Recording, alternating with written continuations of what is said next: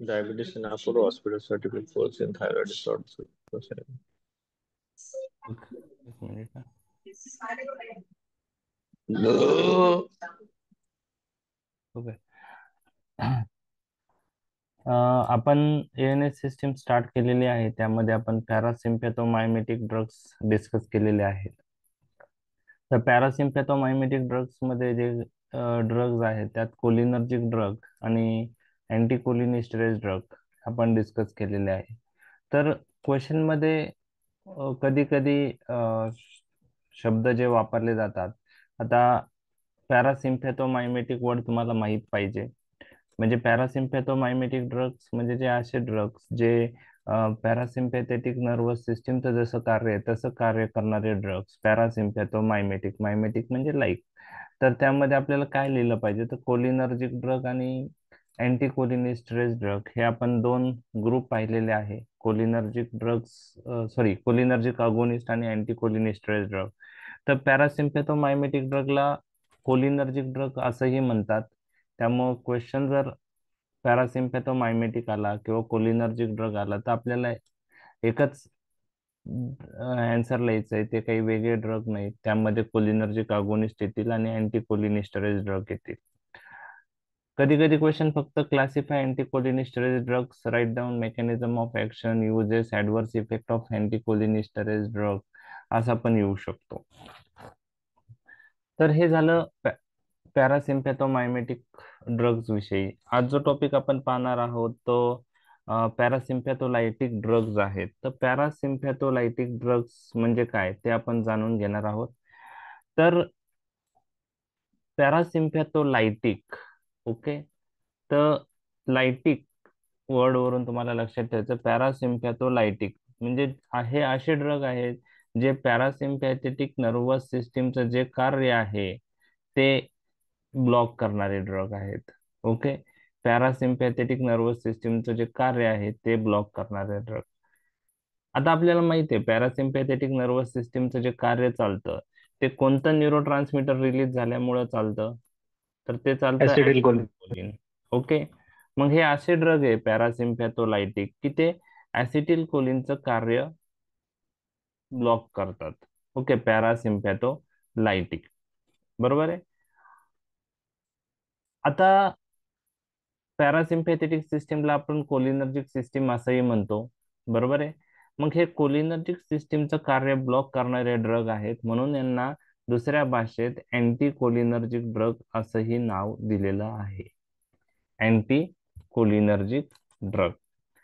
आता एक्झाम मध्ये क्वेश्चन दोघांपैकी कोणतं तरी एक वर्ड वापरून येऊ शकतो. लॉंग क्वेश्चन मध्ये हा टॉपिक महत्वाचा आहे. तर खूप जणांना अँटी कोलिनर्जिक वर्ड माहीत असतो, त्यात ॲट्रोपिन नावाचा ड्रग आहे, अजून काही ड्रग आहे, ते सर्व गोष्टी माहीत असतात. पण अँटीकोलिनर्जिक ड्रग्स म्हणजेच पॅरासिम्पॅथोलायटिक ड्रग्स हे खूप जणांना माहीत नसतं. कधी कधी क्वेश्चन पॅरासिम्पॅथोलायटिक ड्रग्स विचारलेला असतो, त्यावेळेस त्यांना काही जणांना क्लिक होत नाही, बरोबर आहे. तर त्यामुळं त्यात काय लिहायचं ते लक्षात येत नाही. कारण खूप साऱ्या बुक्समध्ये शानबाग असेल किंवा बाकी बुक्समध्ये अँटीकोलिनर्जिक ड्रग्स असं हेडिंग दिलेलं आहे, तिथं पॅरासिम्पॅथोलायटिक वर्ड नसल्यामुळं ते क्लिक होणं डिफिकल्ट जातं. तर अशा गोष्टी तुम्हाला माहित पाहिजे की पॅरासिम्पॅथोलायटिक ड्रग्स म्हणजेच अँटीकोलिनर्जिक ड्रग. आता जस्ट MBBS ला हा क्वेश्चन आला होता, क्लासिफाय पॅरासिम्पॅथोलायटिक ड्रग.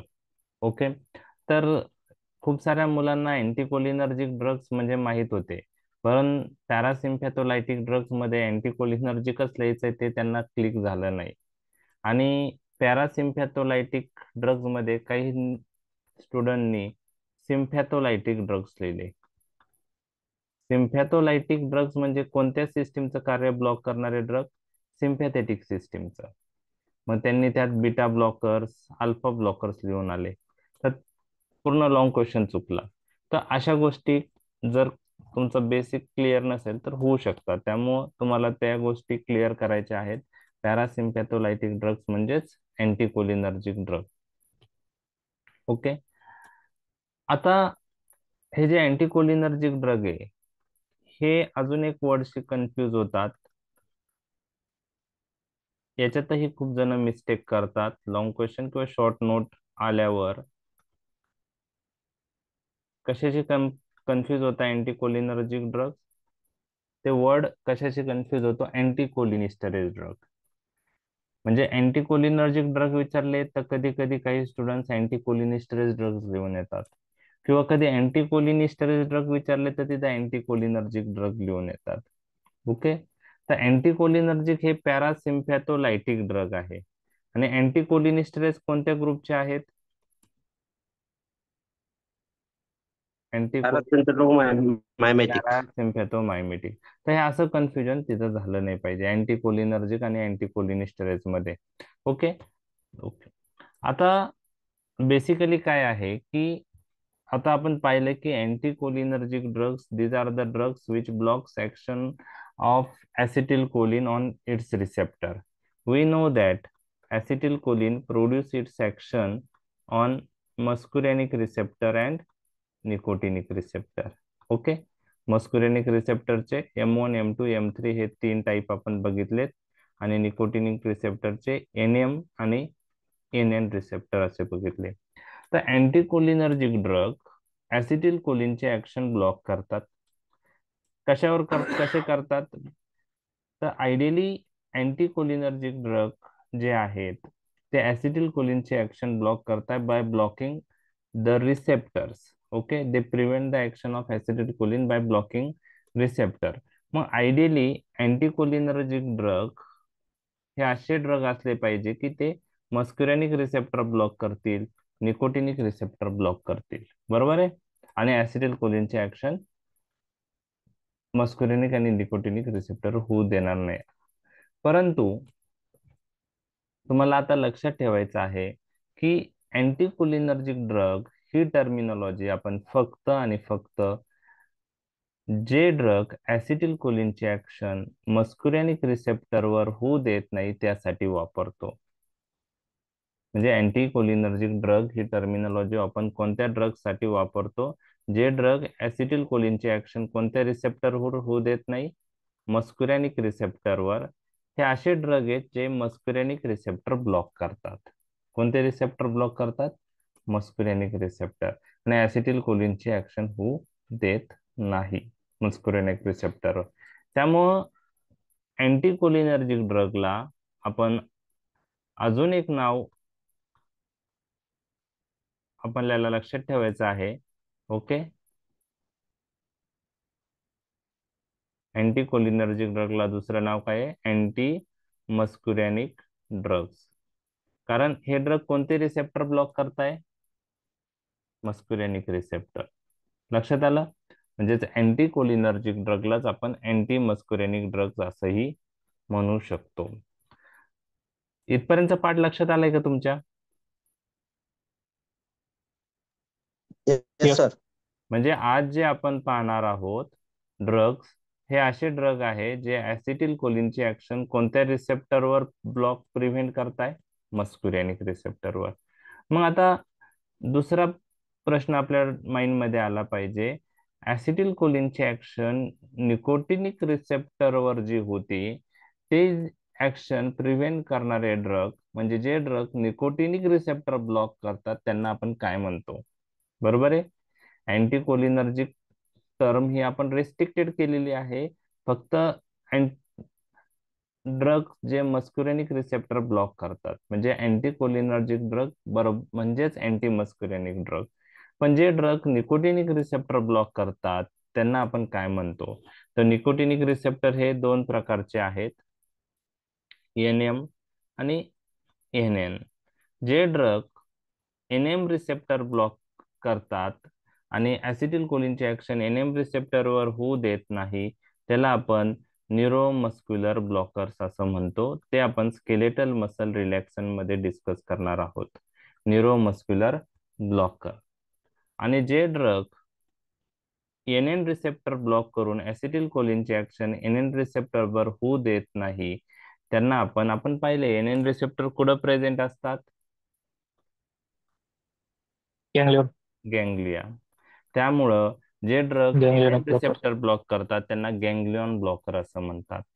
म्हणजे ह्या टर्मिनॉलॉजी तुम्हाला लक्षात आल्या पाहिजे. म्हणजे अँटी मस्कुरॅनिक ड्रग म्हणजेच अँटी कोलिनर्जिक ड्रग, बरोबर आहे.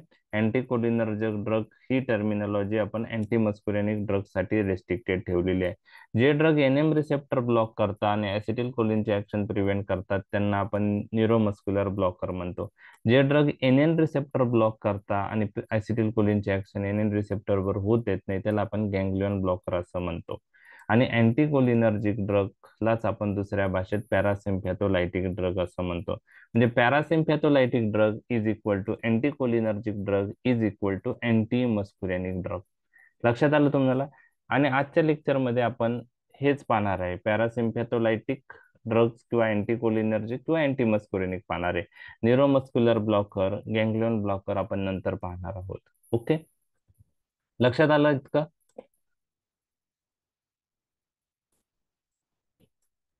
Yes sir. ओके, आता हे पहिली जी स्लाइड आहे पहा. Conventionally the term anticholinergic drug is restricted to those drugs which block action of acetylcholine exerted through muscarinic receptor. Exerted through muscarinic receptor. Then, though nicotinic receptor antagonists also block certain action of acetylcholine, they generally referred as ganglion blocker or neuromuscular blocker. जे drug NN receptor block करतील त्यांना आपण गँग्लियन blocker असं म्हणतो. जे drug NM receptor block करतील त्याला आपण न्यूरोमस्क्युलर ब्लॉकर असं म्हणतो. तर न्यूरोमस्क्युलर ब्लॉकर हे स्केलेटल मसल रिलॅक्सन ग्रुप मध्ये आपण डिटेल मध्ये डिस्कस करणार आहोत. गँग्लियन ब्लॉकर तुमच्यासाठी महत्वाचे नाहीत. ओके, आता नेक्स्ट जे अँटीकोलिनर्जिक ड्रग आहेत त्यामध्ये जो प्रोटोटाइप ड्रग आहे तो ॲट्रोपिन. त्यामुळं आपण ॲट्रोपिन डिटेलमध्ये डिस्कस करणार आहे. ओके, तर atropine is selective muscarinic blocker. आता ॲट्रोपिन जेव्हा डिस्कवर झाला त्यानंतर खूप सारे अदर अँटी मस्कुरेनिक ड्रग सुद्धा डिस्कवर झालेत. ओके, म्हणजे ॲट्रोपिन हा ड्रग अँटी मस्कुरेनिक म्हणून डिस्कवर झाल्यानंतर खूप सारे मार्केटमध्ये काही दिवसांनंतर अँटी कोलिनर्जिक ग्रुपमध्ये अदर ड्रग्स पण मार्केटमध्ये आले. तर यामध्ये ॲट्रोपिन हा ड्रग असताना दुसरे ड्रग का डिस्कवर करण्याची गरज पडली. तर ॲट्रोपिन हा ड्रग ओव्हरऑल पूर्ण बॉडीमध्ये ऍक्ट होतो, त्यामुळे त्याचे ऍडव्हर्स इफेक्ट पण खूप आहेत. आणि त्यामुळं काही असे नवीन अँटीकोलिनर्जिक किंवा अँटी मस्कुरेनिक ड्रग्ज आले, त्यांची सिलेक्टिव्ह ऍक्शन पर्टिक्युलर सिस्टीमवर दिसून आली आणि त्याच्यामुळं त्या ड्रगचे काही ऍडव्हान्टेजेस दिसल्यामुळं ते ड्रग आता ॲट्रोपिनच्या ऐवजी यूज केले जातात. तर हे सर्व ड्रग्स ॲट्रोपिन सोडून बाकी सगळे अँटीकोलिनर्जिक ड्रग्स त्याला अजून एक नाव दिलेलं आहे, ॲट्रोपिन सबस्टिट्यूट्स. काय नाव दिलेलं आहे? Atropine substitute. म्हणजे तुम्हाला ॲट्रोपिन सबस्टिट्यूट शॉर्ट नोट आली. यामध्ये पण तुम्हाला अँटीकोलिनर्जिक ड्रग्स द्यायचे आहेत. यामध्ये फक्त फोकस तुमचा ॲट्रोपिन सोडून दुसरे जे अँटीकोलिनर्जिक ड्रग आहेत त्यावर पाहिजे आणि ते ड्रग आपण ॲट्रोपिन पेक्षा का प्रेफर करतो ते तुम्हाला माहित पाहिजे. म्हणजे अँटीकोलिनर्जिक, अँटी मस्कुरेनिक ड्रग आले किंवा ॲट्रोपिन सबस्टिट्यूट आले तरी आन्सर हे सेमच राहणार आहे. बरोबर आहे. तर ॲट्रोपिन सोडून बाकी सगळे अँटीकोलिनर्जिक ड्रग हे जे आहे ते ॲट्रोपिनला पर्याय म्हणून आहेत, म्हणून त्याला ॲट्रोपिन सबस्टिट्यूट असं नाव दिलेलं आहे. लक्षात आलं तुमच्या? Yes sir. ओके. आणि काही ॲट्रोपिन सबस्टिट्यूटला मस्कुरेनिक ब्लॉकिंग ऍक्शन आहेच, पण काही ॲट्रोपिन सबस्टिट्यूट हे निकोटिनिक रिसेप्टर ही ब्लॉक करतात. आता तो पार्ट लक्षात नाही ठेवला तरी चालेल. ओके, कारण ओव्हरऑल आपण जे कॉमन गोष्टी आहे ते लक्षात ठेवायचा प्रयत्न केला पाहिजे. तर अँटीकोलिनर्जिक म्हणजेच अँटी मस्कुरेनिक आपण लक्षात ठेवलेलं बेटर आहे. आता हे अँटीकोलिनर्जिक ड्रग हे कॉम्पिटेटिव्ह ब्लॉकर्स आहेत. हे मस्कुरेनिक रिसेप्टर ब्लॉक करतात, त्यामुळे ऍसिटिल कोलिनची ऍक्शन मस्कुरेनिक रिसेप्टरवर होत नाही. थोडक्यात काय, आता अँटीकोलिनर्जिक ड्रगच्या ऍक्शन्स, फार्मेकोलॉजिकल ऍक्शन्स आपल्याला पाहिजे आहेत. तर ऍसिटिल कोलिन आपल्याला माहिती आहे मस्कुरेनिक रिसेप्टरवर ऍक्ट होतो, बरोबर, ऍज ए अगोनिस्ट म्हणून. आणि अँटीकोलिनर्जिक ड्रग जे आहे ते ऍज ए अँटॅगोनिस्ट म्हणून मस्कुरेनिक रिसेप्टरवर ऍक्ट होतात. Okay, anticholinergic drug. आणि हे कॉम्पिटिटिव्ह ब्लॉकर्स आहेत. कॉम्पिटिटिव्ह ब्लॉकर्स याचा अर्थ हे anticholinergic drug compete with acetylcholine for binding site on muscarinic receptor. They bind with the same site, आणि त्यामुळे ते कॉम्पिटिटिव्ह ब्लॉकर आहेत, हे तुम्हाला लक्षात ठेवायचं आहे. आता अँटीकोलिनर्जिक ड्रगच्या ऍक्शन जर जाणून घ्यायचे असेल तर तुम्हाला जर कोलिनर्जिक ड्रग किंवा पॅरासिम्पॅथेटिक सिस्टीमचे ऍक्शन माहीत असतील तर तुम्हाला ह्या पॅरासिम्पॅथोलायटिक ड्रगच्या ऍक्शन लक्षात ठेवायला सोपं जाणार आहे. तर जस्ट आपण त्या ऍक्शन एकदा पाहणार आहोत. एक्झाम पॉइंट ऑफ व्ह्यू जेव्हा आपण क्लासिफिकेशन डिस्कस करू त्यानंतरचा पार्ट महत्वाचा आहे, पण हे जस्ट रिव्हिजन आहे. तर all anticholinergics are competitive blockers of muscarinic receptor. Okay, these drugs blocks the muscarinic receptor. Action of acetylcholine on muscarinic receptor is inhibited. बरोबर आहे.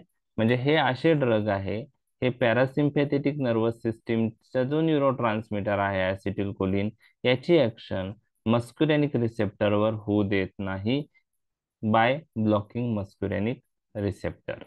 Okay, and these are the competitive blockers. Okay, ते competitive blockers आहेत. Okay, आता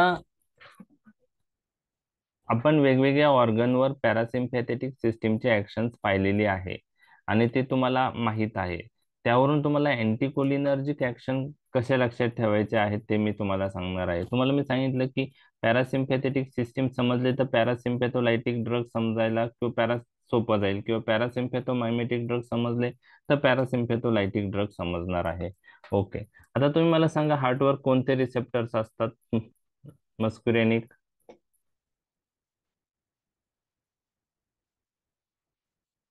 हार्टवर M2 M2 receptor असतात. कोणत्या टाईपचे M2 receptor? Inhibitory. Yes, कोणते? GI. GI type. Very good, GI type. मग ऍसिटिल कोलिनची हार्टवर ऍक्शन काय आहे? इनहिबिटरी ऍक्शन आहे, बरोबर, कारण M2 receptor inhibitory in nature आहे. मग ऍसिटिल कोलिन इम्पल्स जनरेशन कमी करतं एसए नोड मधून.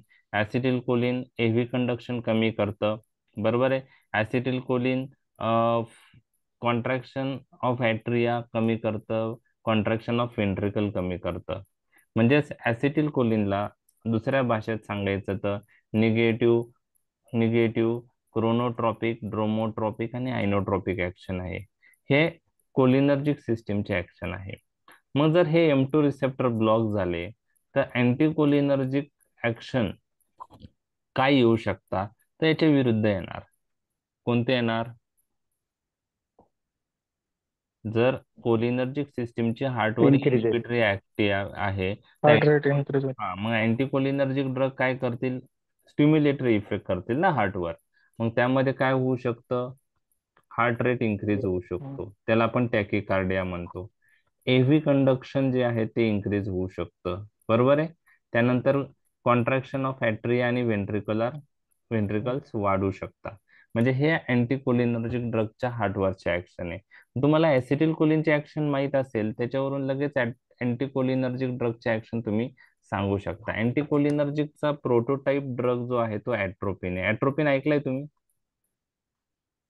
ॲट्रोपिन नावाचा ड्रग ऐकलाय? येस. थोडं नेटचं कनेक्शन, इंटरनेट, आवाज चेंज मध्ये कट होऊ शकतो. ॲट्रोपिन हा अँटीकोलिनर्जिक ड्रग आहे. तर ॲट्रोपिन काय करतो हार्टवर? हार्ट रेट वाढवतो, एव्ही कंडक्शन वाढवतो, फोर्स ऑफ कॉन्ट्रॅक्शन वाढवतो. मग तुम्हाला ॲट्रोपिन कुठं यूज करतात माहिती आहे हार्ट रिलेटेड कंडिशन मध्ये? ब्रॅडीकडे. येस, पेशंट जर ब्रॅडीकार्डियात गेला आणि आपल्याला पेशंटचा हार्ट रेट वाढवायचा असेल तर ॲट्रोपिन देता. इमर्जन्सी ट्रे मध्ये हा ॲट्रोपिन ड्रग तिथं पाहिजेच, ICU मध्ये, इमर्जन्सी ट्रे मध्ये. पेशंट जेव्हा ब्रॅडिकार्डियात जातो तर त्याचा हार्ट रेट वाढवण्यासाठी आपण ॲट्रोपिन देऊ शकतो. अजून कुठे देऊ शकतो ॲट्रोपिन? पेशंटला जर एव्ही ब्लॉक असेल, फर्स्ट डिग्री एव्ही ब्लॉक जर असेल, ओके, तर एव्ही कंडक्शन वाढवण्यासाठी आपण ॲट्रोपिन देऊ शकतो का नाही? एव्ही ब्लॉक म्हणजे काय की ॲट्रियममधून व्हेंट्रिकल मध्ये इम्पल्सेस सगळे जात नाही, ब्लॉक होत आहे. मग एव्ही कंडक्शन इकडं स्लो झालेलं असतं एव्ही ब्लॉक मुळे. मग एव्ही ब्लॉक मध्ये जर आपण ॲट्रोपिन दिला त्या पेशंटला तर एव्ही कंडक्शन काय होईल? वाढेल. तर एव्ही ब्लॉकच्या पेशंटला पण आपण ॲट्रोपिन देऊ शकतो. लक्षात आलं तुमच्या? म्हणजे त्याच्यावरून तुम्हाला यूज पण लक्षात ठेवायचा आहे. साईड इफेक्ट विचारला तर tachycardia. Okay, tachycardia is adverse effect of atropine. Okay, लक्षात आलं? बर, तुम्ही मला सांगा ब्लड वेसलवर काय ऍक्शन आहे?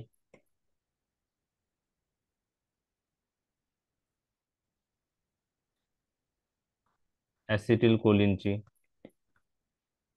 Vasodilatary. Construction. Constriction. ओके, तुम्हाला स्लाइड दिसते ना? ओके, स्लाइड दिसते, डिस्प्ले झाली ना? स्लाइड डिस्प्ले झाली आहे? Yes. ओके, तर मी स्लाइडवर जे मेन्शन करतोय Yes, sir. हा, जे मेन्शन करतोय ते पहा. आता ब्लड वेसलशी रिलेटेड आपण खूप वेळा चर्चा पण केलेली. तुम्हाला लक्षात काय ठेवायचंय पहा, ब्लड वेसलचा विषयी तुम्हाला लक्षात ठेवायचा आहे. सपोज ही ब्लड वेसल आहे. ओके, ब्लड वेसलला जी इनर लाइनिंग असते ती एंडोथेलियम लाइनिंग असते. ओके, हे दोन्ही ओके, एंडोथेलियल लाइनिंग असते. ओके, त्याच्या खालचा जो लेअर असतो त्याला सब एंडोथेलियल लेअर म्हणतात. ओके, तर हा सब एंडोथेलियल लेअर आहे. आणि सब एंडोथेलियल लेअरच्या खाली अजून जो लेअर असतो तो मसलचा लेअर असतो, मस्क्युलर लेअर. ओके, दोन्ही साईडला मी काढलेला आहे. ओके, तर ब्लड वेसलवर M3 रिसेप्टर एंडोथेलियमवर आहे. ब्लड वेसलवर M3 रिसेप्टर स्मूथ मसलवर आहे. बरोबर आहे. M3 हे GQ टाईप रिसेप्टर आहे, हे तुम्हाला माहिती आहे. तर लक्षात घ्या की आपण पाहिलेलं आहे की ब्लड वेसलवर रिसेप्टर प्रेझेंट असतात, परंतु ब्लड वेसलला पॅरासिम्पॅथेटिक इनर्वेशन नसतं. मग एंडोजिनस ऍसिटिल कोलिनची ऍक्शन ब्लड वेसलवर काय असेल? तर ब्लड वेसलवर रिसेप्टर आहेत, पण ब्लड वेसलला पॅरासिम्पॅथेटिक सप्लाय नाही, तर तिथे ऍसिटिल कोलिन रिलीज होईल का? नाही होणार. मग ऍसिटिल कोलिन रिलीज नाही झालं तर तिथं ब्लड वेसलवर एंडोजिनस ऍसिटिल कोलिनची ऍक्शन येईल का? नाही येणार. तर endogenous acetylcholine does not have any action on the blood vessel. हे तुम्हाला लक्षात ठेवायचं आहे. बरोबर आहे? लक्षात आलं? म्हणजे मी विचारलं तुम्हाला ऍसिटिल कोलिनची ऍक्शन ब्लड वेसलवर काय आहे, तर तुमच्या माइंडमध्ये असं म्हणजे तुम्ही क्वेश्चन विचारला पाहिजे की सर एंडोजिनस ऍसिटिल कोलिन विचारताय का बाहेरून जो ऍसिटिल कोलिन दिलाय त्याची ऍक्शन विचारताय? तर एंडोजिनस ऍसिटिल कोलिनची ऍक्शन नाहीये. बाहेरून जो ऍसिटिल कोलिन आपण देतो तो ऍसिटिल कोलिन जर एंडोथेलियम वरच्या M3 रिसेप्टरवर ऍक्ट झाला तर काय रिलीज करतो?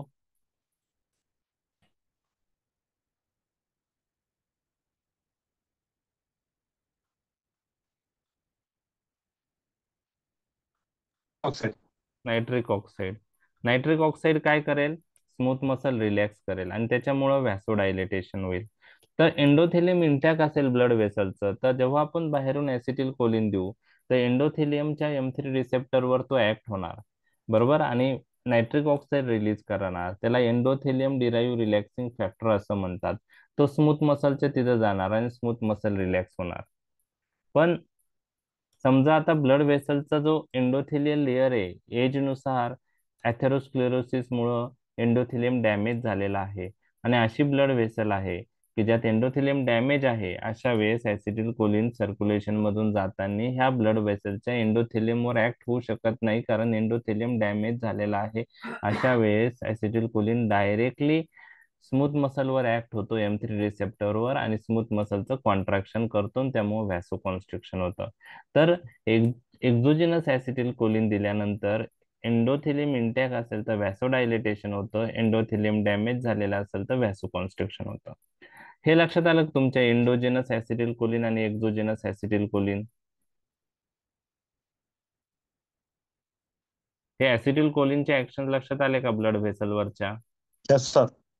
ओके. आता पहा endogenous yes sir. Acetyl. Yes, sir. Okay. Endogenous acetyl आवाज येतोय ना क्लिअर?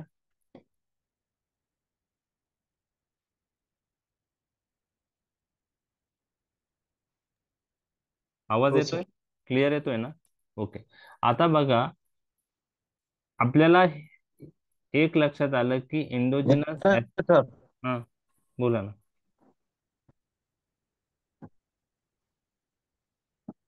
आवाज येतोय?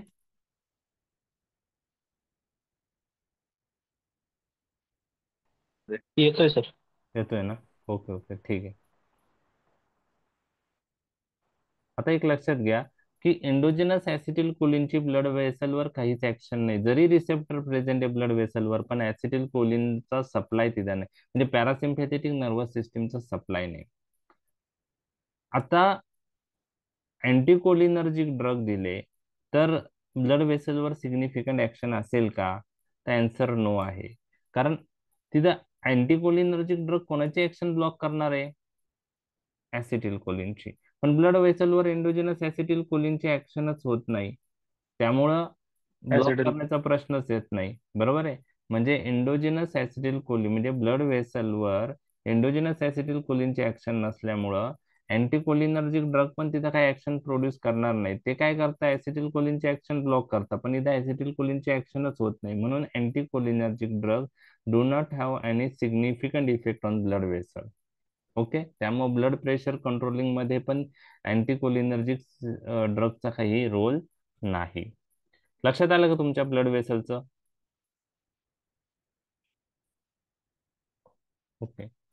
आता मला सांगा स्मूथ मसलवर काय ऍक्शन आहे ऍसिटिल कोलिनची? तुम्हाला अँटीकोलिनर्जिकचे ऍक्शन कधी समजणार आहे? जर ऍसिटिल कोलिनचे ऍक्शन माहित असेल तर ते ऍक्शन ब्लॉक झाल्यावर काय होतं अँटीकोलिनर्जिक ड्रगने ते समजणार आहे. तर acetylcholine. Contraction. Okay. Smooth मसलचं काय करतं? कॉन्ट्रॅक्शन करतं. Okay. By acting on which? Contraction. Okay. M3 receptor. Okay. Smooth muscle contraction. Okay. कोणकोणते स्मूथ मसल कॉन्ट्रॅक्शन आपण पाहिलंय? Bronchial smooth muscle contraction. Okay. Gastrointestinal smooth muscle contraction. Then urinary bladder smooth muscle contraction. Okay. ठीक आहे. ठीक आहे. मग अँटीकोलिनर्जिक drug ब्रॉन्कायवर काय action करतील?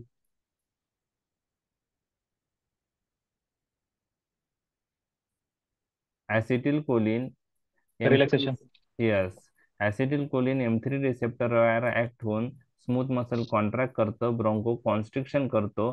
तर ऍसिटिल कोलिन ब्रॉन्को कॉन्स्ट्रिक्शन करत असेल तर हे ऍसिटिल कोलिनची ऍक्शन अँटीकोलिनर्जिक ड्रगने ब्लॉक केली तर काय होणार आहे? स्मूथ मसल रिलॅक्स होऊन ब्रॉन्को डायलेटेशन होणार आहे. ओके. ओके. तर ब्रॉन्को डायलेटेशन होईल. बरोबर. तुम्ही ipratropium bromide drug ऐकलाय, tiotropium bromide ऐकला असेल. ते अँटीकोलिनर्जिक ड्रग आहे, ऍट्रोपिन सबस्टिट्यूट आहे. आपण ऍट्रोपिन Yes. अस्थमामध्ये यूज नाही करत. आपण ipratropium bromide, tiotropium bromide अस्थमात use करतो. का ऍट्रोपिन नाही यूज करत? कारण इप्राट्रोपियम ब्रोमाइड, टायोट्रोपियम ब्रोमाइड आपल्याला इनहेलेशनल रूटने अवेलेबल आहे. इनहेलेशनल रूटने अवेलेबल आहे. ऍट्रोपिनचे साईड इफेक्ट खूप आहे. मग आपण ipratropium bromide, tiotropium bromide use करतो. बरोबर आहे. तर ब्रॉन्काय रिलेटेड ती ऍक्शन झाली.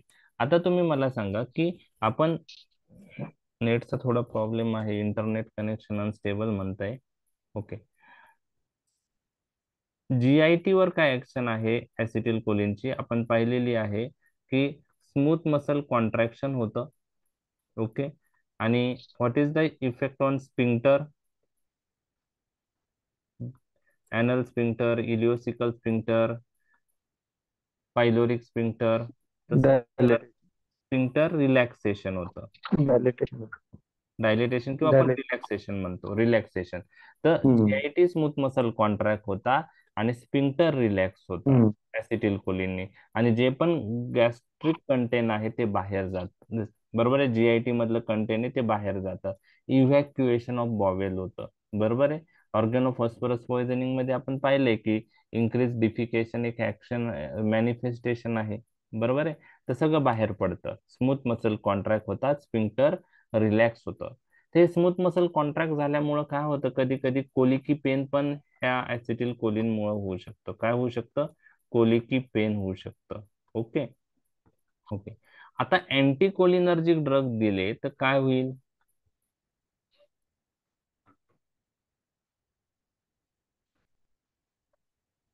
अँटी कोलिनर्जिक ड्रग्स दिले तर काय होईल? स्मूथ मसलचं काय होईल?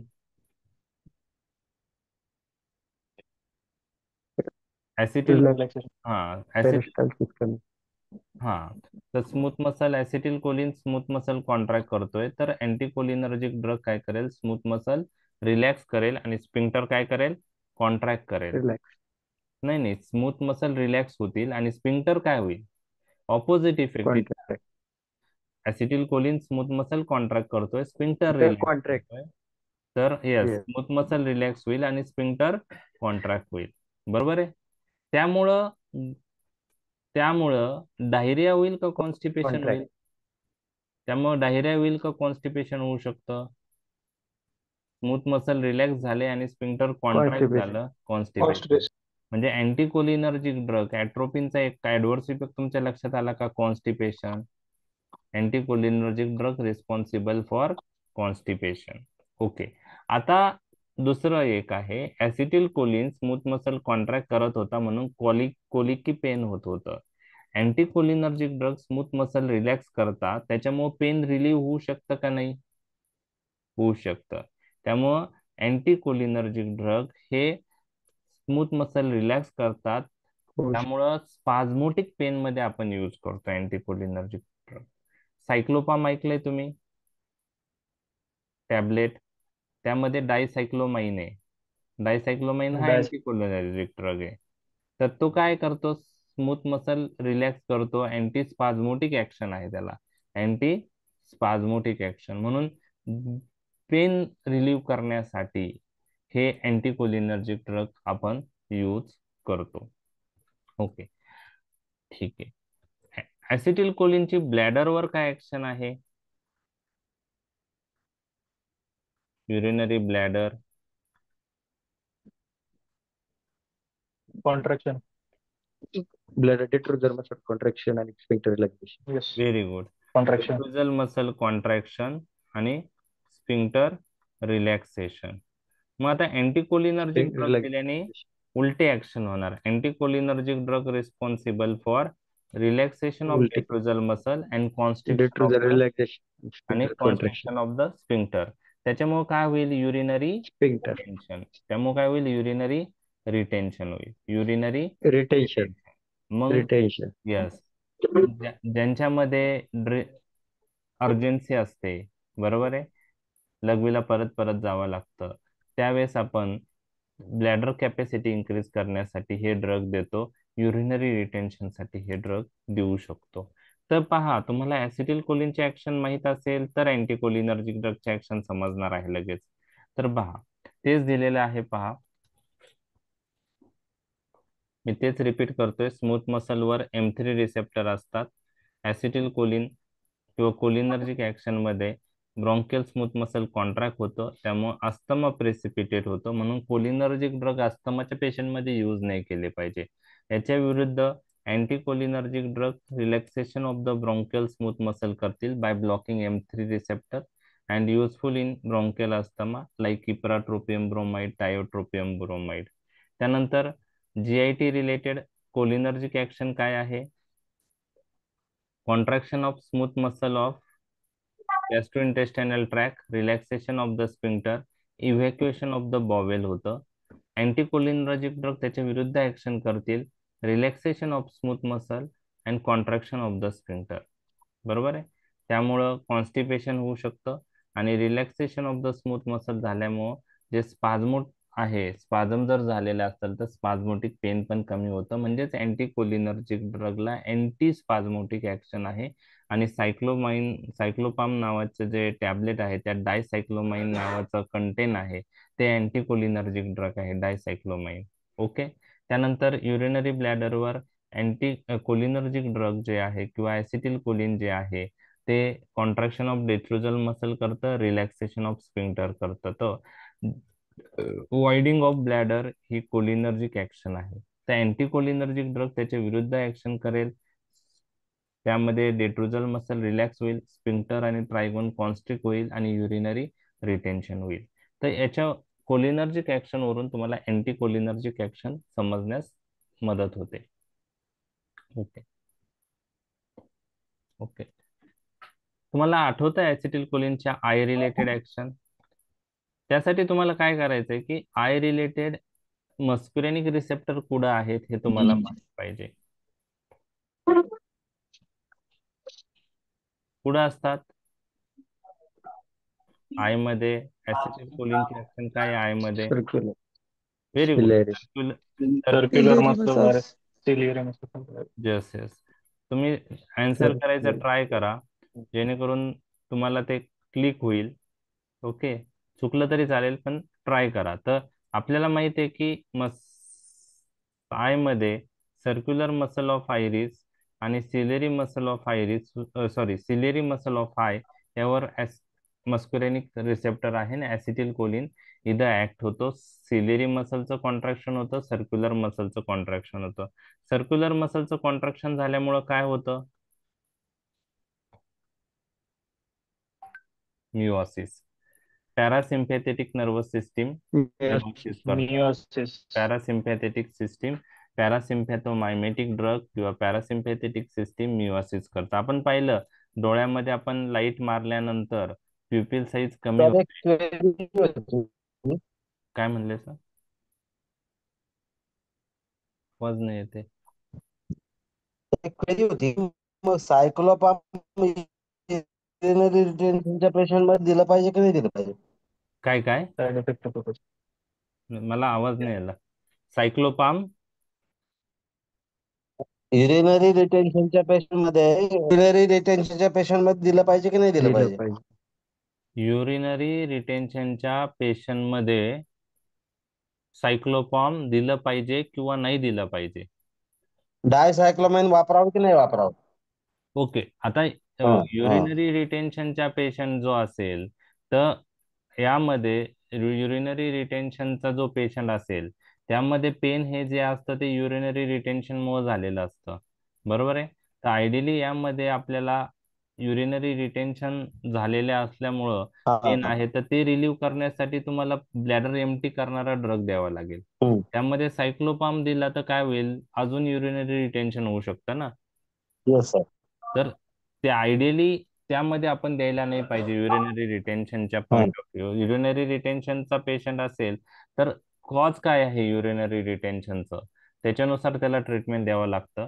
तो ऑब्स्ट्रक्टिव्ह कॉज असेल तर ते ऑब्स्ट्रक्शन ट्रीट करणं गरजेचं आहे. नॉन ऑब्स्ट्रक्टिव्ह कॉज असेल, non obstructive post, yes sir. बरोबर आहे, नॉन ऑब्स्ट्रक्टिव्ह युरिनरी रिटेन्शन असेल तर आपण मागच्या लेक्चरमध्ये पॅरासिम्पॅथोमायमेटिक ड्रग्ज मध्ये आपण पाहिलेलं आहे की पोस्ट ऑपरेटिव्ह पेशंटमध्ये जनरली हे युरिनरी रिटेन्शन होतं नॉन ऑब्स्ट्रक्टिव्ह टाईपचं. त्यामध्ये आपण पॅरासिम्पॅथोमायमेटिक ड्रग्ज देतो. म्हणजे त्यामध्ये आपण पाहिलेलं आहे निओस्टिग्मिन आपण यूज करू शकतो. ओके. Yes sir. तर युरिनरी रिटेन्शनच्या पेशंटमध्ये आपण सायक्लोपाम पेन कमी होण्याच्या दृष्टीने येस सर. द्यायचा विचार करू किंवा त्या अनुषंगाने दिलं तरी पण त्यांनी काय होईल की अजून युरिनरी रिटेन्शन वाढणार आहे. पेन हे साठी काय म्हणले? Yes sir. पेन का होतं? युरिनरी रिटेन्शन मुळे. जितकं युरिनरी रिटेन्शन जास्त होईल तेवढं पेन जास्त होणार आहे. लक्षात आलं? म्हणजे आयडियली युरिनरी रिटेन्शनच्या पेशंटमध्ये पेन कमी करावं म्हणून हे अँटीकोलिनर्जिक ड्रग्स देण्यापेक्षा आपण दुसरे पेन रिलिव्हिंग ड्रग द्यायला पाहिजे. ओके. ठीक आहे. Yes, sir. Yes, okay sir. Okay.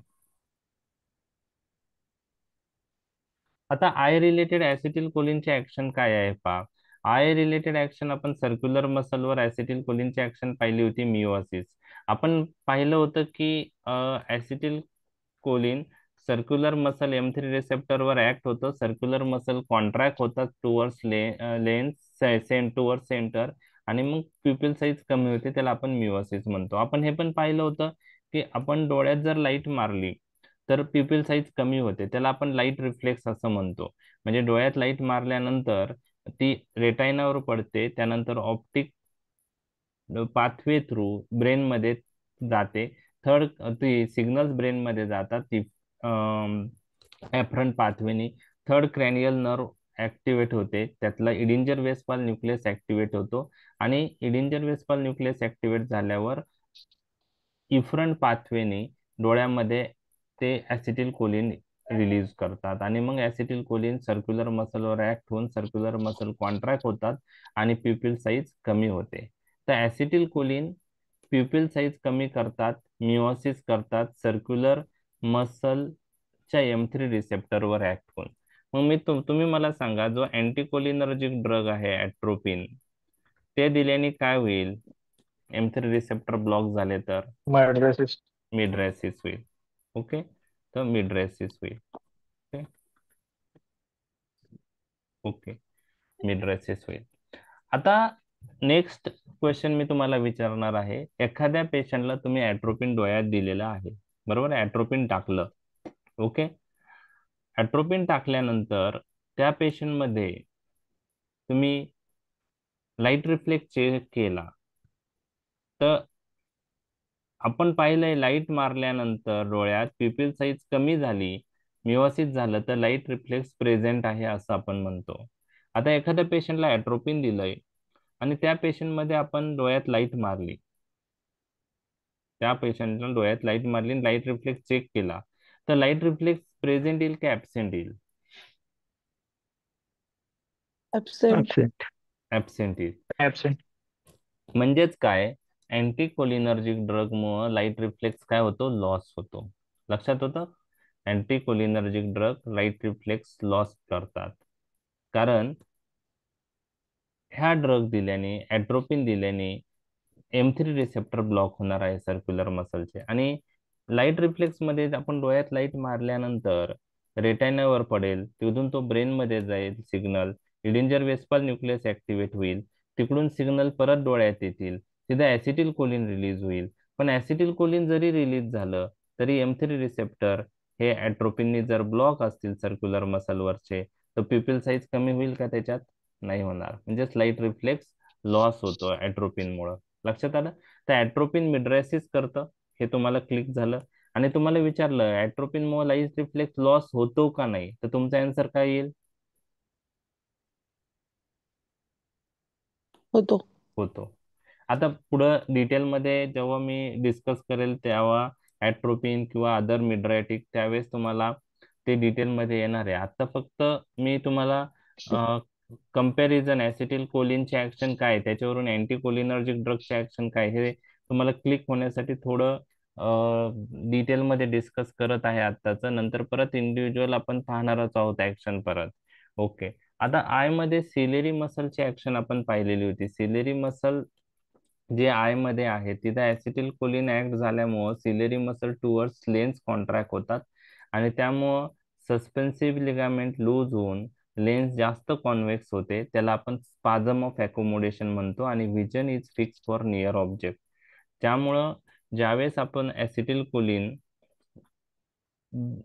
चे ऍक्शन सिलेरी मसलवर पाहतो, ओके, तर सिलेरी मसलवर काय ऍक्शन आहे ऍसिटिल कोलिनची आपण ती पाहतोय. तर ऍसिटिल कोलिन सिलेरी मसलवर M3 रिसेप्टरवर ऍक्ट होतात. तर हे कॉर्निया आहे, हे आयरिस मसल आहे. आता दोन आयरिसच्या मध्ये जी जागा दिसते ती प्युपिल आहे. त्यानंतर इथं सिलेरी, एक मिनिट, आज इंटरनेट प्रॉब्लेम जास्त आहे. सिलेरी मसल असतं, त्यानंतर ही लेन्स आहे, lens attached to the ciliary muscle with suspensory ligament. तर हे सिलेरी मसल आहे, सीएम म्हणजे याच्यावर M3 रिसेप्टर आहे. लिगामेंट. ओके, तर याच्यावर जेव्हा ऍसिटिल कोलिन ऍक्ट होतो तेव्हा सिलेरी मसलचं कॉन्ट्रॅक्शन होतं, ते कॉन्ट्रॅक्शन टुवर्ड्स लेन्स होतं. म्हणजे हा ciliary muscle towards lens contract होतो, खालचा सिलेरी मसल पण टुवर्ड्स लेन्स कॉन्ट्रॅक्ट होतो. त्यामुळे लेन्स आणि सिलेरी मसल मधलं अंतर कमी होतं आणि हे सस्पेन्सरी लिगामेंट हे लूज होतात आणि लूज झाल्यामुळे लेन्स मोर कॉन्व्हेक्स होते आणि vision is fix for near object. त्याला आपण म्हणतो स्पाझम ऑफ अकोमोडेशन. काय म्हणतो आपण त्याला? स्पाझम ऑफ अकोमोडेशन. अकोमोडेशन. आता जर आपण अँटीकोलिनर्जिक ड्रगची ऍक्शन इथं बघितली तर काय होईल? Fix for near. तर अँटीकोलिनर्जिक ड्रग दिल्यामुळं हे सिलेरी मसलवरचे M3 रिसेप्टर ब्लॉक होतील. सिलेरी मसलचं कॉन्ट्रॅक्शन होईल का? नाही होणार. मग सिलेरी मसल कॉन्ट्रॅक्ट नाही झाले टुवर्ड्स लेन्स तर ते अवे फ्रॉम लेन्स जातील. कॉन्ट्रॅक्ट न झाल्यामुळे ते रिलॅक्स होऊन अवे फ्रॉम लेन्स जातील. अवे फ्रॉम लेन्स गेल्यामुळं सिलेरी मसल आणि लेन्स मधलं अंतर वाढेल आणि सस्पेन्सरी लिगामेंट काय होतील? मग टाईट होतील, टाईट. आणि टाईट झाल्यामुळं लेन्स लेस कॉन्व्हेक्स होईल. लेन्स काय होईल? Less convex. आणि त्यामुळं लेस विजन ही convex. Vision is fix for far long object, long ऑब्जेक्टला फिक्स होईल. लॉंग त्याला आपण त्याला आपण त्याला आपण पॅरालायसिस ऑफ अकोमोडेशन म्हणतो. काय म्हणतो? पॅरालायसिस ऑफ अकोमोडेशन. तर anticholinergic drug paralysis of accommodation करतात. त्यालाच दुसऱ्या भाषेत सायक्लोप्लेजिया असेही म्हणतात. काय म्हणतात? सायक्लोप्लेजिया. विजन इज फिक्स फॉर फार ऑब्जेक्ट, त्याला आपण पॅरालायसिस ऑफ अकोमोडेशन किंवा सायक्लोप्लेजिया म्हणतात. म्हणजे काय? कोलिनर्जिक ड्रग स्पाझम ऑफ अकोमोडेशन करतात, विजन ही नियर ऑब्जेक्टला फिक्स होते. कोलिनर्जिक म्हणजे पॅरासिम्पॅथोमायमेटिक ड्रग आणि पॅरासिम्पॅथोलायटिक किंवा अँटीकोलिनर्जिक ड्रग पॅरालायसिस ऑफ अकोमोडेशन करतात, त्याला सायक्लोप्लेजिया असं म्हणतात आणि विजन फार ऑब्जेक्टला फिक्स होते. लक्षात आला फरक हा? लक्षात आलं? ओके. अजून एक ciliary muscle contraction towards lens झाल्यामुळं काय होतं मी तुम्हाला सांगितलंय. सिलेरी मसलचं कॉन्ट्रॅक्शन टुवर्ड्स लेन्स झाल्यामुळं इथून जे ऍक्वियस ह्युमरचं ड्रेनेज होत असतं या यूव्हीएस क्लिअरल अँड ट्रॅबिक्युलर पाथवेतून ते वाढतं. म्हणजे ऍक्वियस ह्युमरचं ड्रेनेज झाल्यामुळं ऍक्वियस ह्युमरची लेवल आय मधली कमी होते, इंट्राऑक्युलर प्रेशर कमी होतं. त्यामुळं ऍसिटिल कोलिन जो आहे तो इंट्राऑक्युलर प्रेशर कमी करतो किंवा कोलिनर्जिक ड्रग इंट्राऑक्युलर प्रेशर कमी करतात. आपण पाहिलंय पायलोकार्पिन, फायझोस्टिग्मिन ग्लाउकोमात यूज करतात. ग्लाउकोमा म्हणजे काचबिंदू. मग कोलिनर्जिक ड्रग जर इंट्राऑक्युलर प्रेशर कमी करत असतील तर अँटीकोलिनर्जिक ड्रग काय करतील?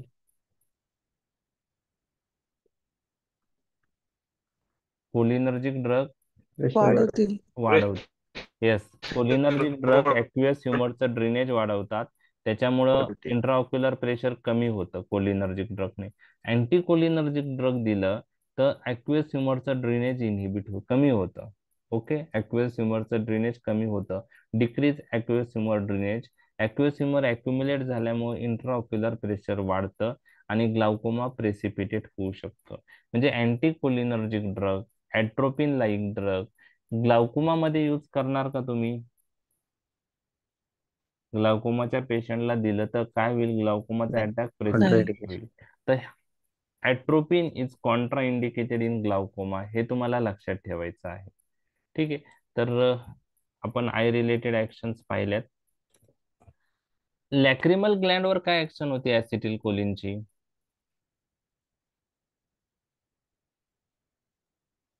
सिक्रेशन वाढतात. लॅक्रिमल सिक्रेशन वाढवतात, बरोबर आहे. मग आय मध्ये लॅक्रिमल सिक्रेशन ऍसिटिल कोलिन मुळे वाढतं. ऍट्रोपिन मुळे काय होईल मग? किंवा अँटीकोलिनर्जिक ड्रग मुळे लॅक्रिमल सिक्रेशन काय होतील? कमी होईल. त्यामुळं ड्रायनेस ऑफ आईज होऊ शकतं, ब्लरिंग ऑफ विजन येऊ शकतं. तर ऍट्रोपिनचा तो ऍडव्हर्स इफेक्ट आहे. तर आय रिलेटेड ऍक्शन्स आता आपण पाहणार आहोत.